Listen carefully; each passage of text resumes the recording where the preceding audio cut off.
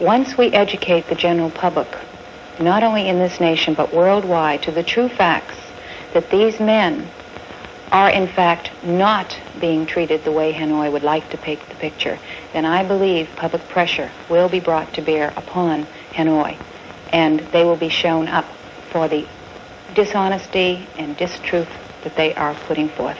We tell the world, we have not heard, we do not know. Please just let us know if our husbands or sons are alive. This is so little to ask.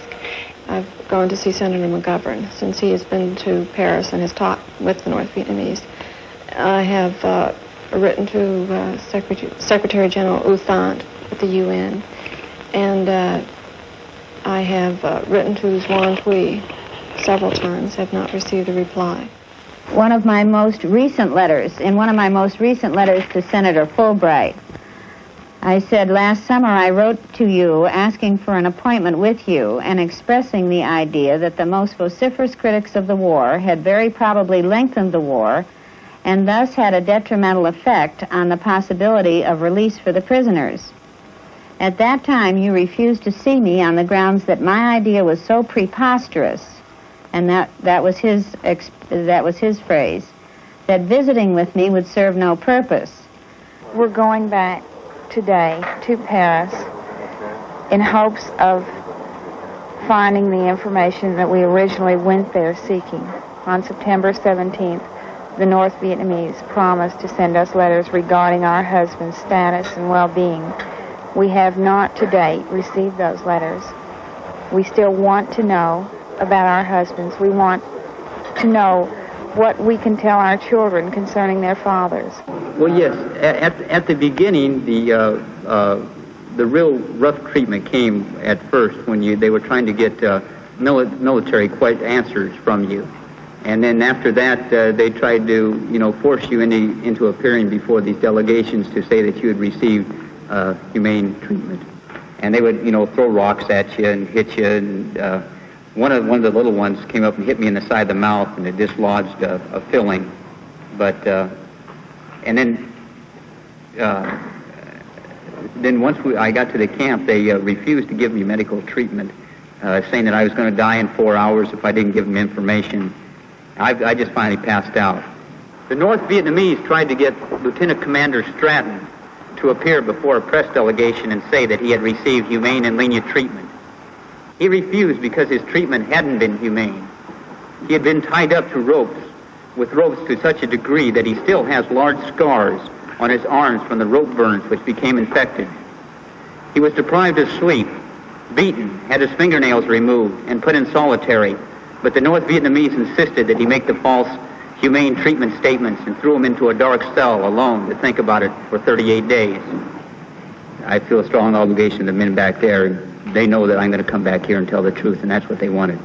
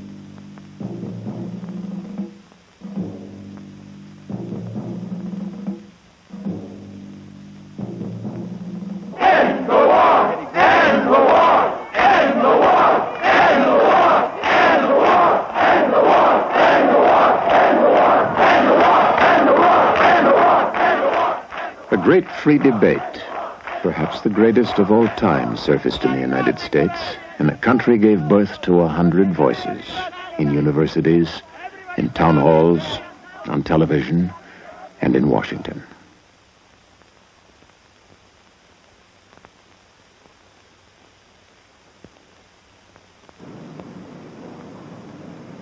I'm opposed to this war not only because I think it is morally and legally wrong, but because I think it is destroying the good name and the leadership of the United States. Furthermore, I believe that the war is militarily unwinnable.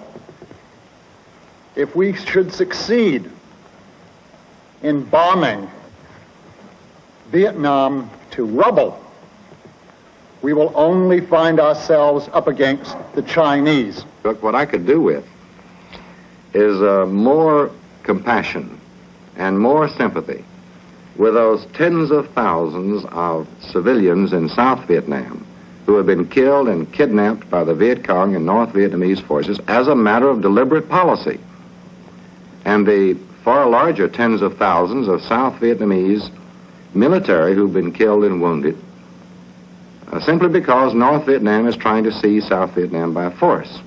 I lost a really dear friend over there, and all of a sudden it brought it home to me. And I began wondering, what are we doing over there? Is this what honor is all about? Is it worth it? And I don't think it is. All of us tend to place a greater value on our own people. But can you really draw a line as to whether it's worth one American life if that by saving that American life you subject probably thousands of Vietnamese to death? Human life is human life. We believe that this war is illegal from every point of view, completely immoral, and I would like to add for myself that it's detrimental to the best interests of the United States. How do you feel about all the charges that America's immoral and wrong in this war? I feel they're false because I fought over myself, and I've seen it. Most of the people making these statements haven't been overseas in Vietnam, and if they could go over there and see what's going on, I think they'd think it was just war. And we just cannot now dishonor our word, or abandon our commitment, or leave those who believed us and who trusted us to the terror and repression and murder that would follow. I don't think there's any evidence or any real reason to believe that that kind of mass execution would take place. The very fact that practically 2 million of the North Vietnamese fled to South Vietnam to escape the communist regime is an indication of that this government did not represent the will of the people. Not only are we bleeding our men, having them die in Vietnam, we are spending at the rate of about $30 billion a year, $2.5 billion a month in Vietnam. Now that's more than we spend on our entire housing program. It's more than we spend on our entire poverty program in a year. And this money must be diverted back to our domestic needs, and we must end this futile war, immoral war. The Vietnamese have resisted the invasion of any and all outsiders, the French, the Japanese, and now the Americans.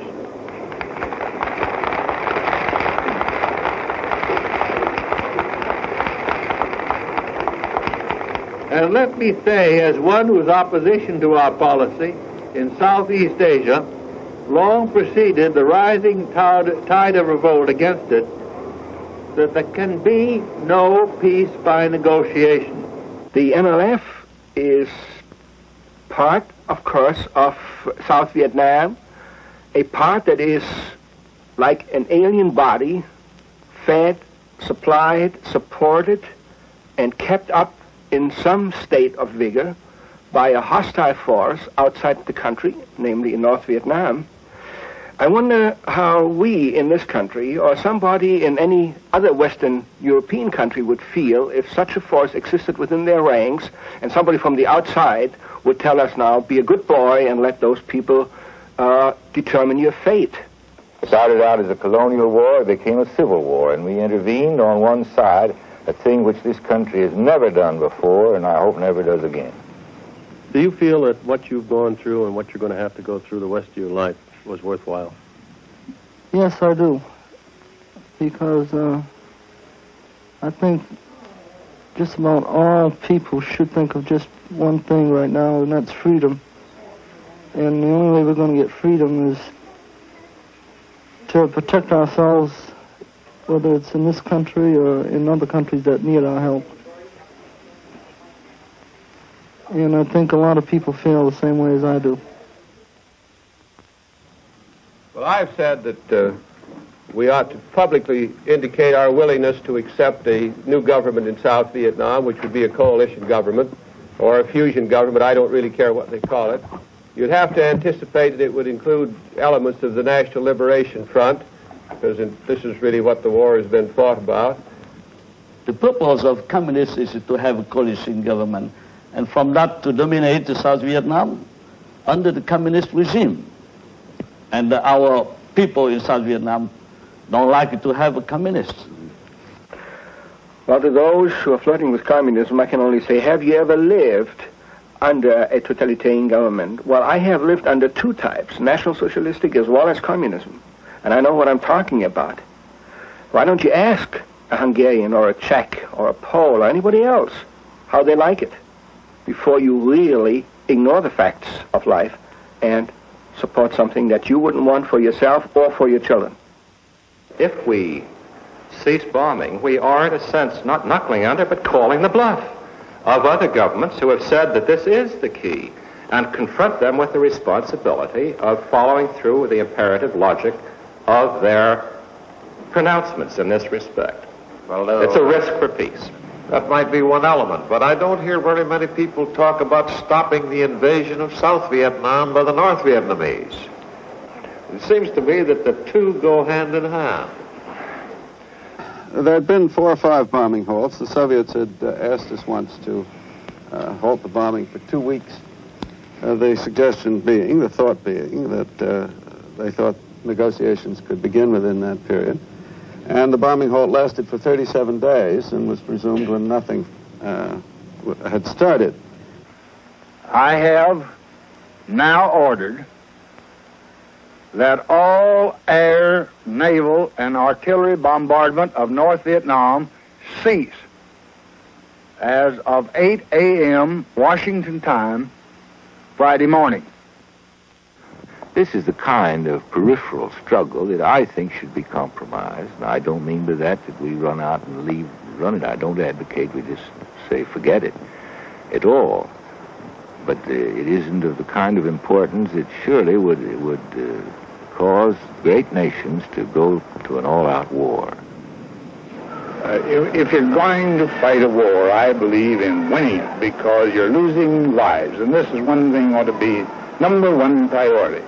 And whenever you get into war, my own idea is get everything you can, fast as you can, use everything you can, and get it over with. And I've preached this, I'm not saying anything new.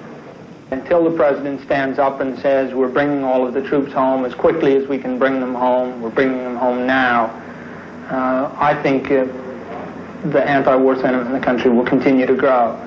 We have to bring them home, and we have to bring them home immediately. That ending the conflict is not so simple as just calling it off and coming home, because the price for that kind of peace could be 1,000 years of darkness for generations yet unborn. You don't think there should be a demonstration No. against the war? Do you think it does any good? It might hurry up the withdrawal?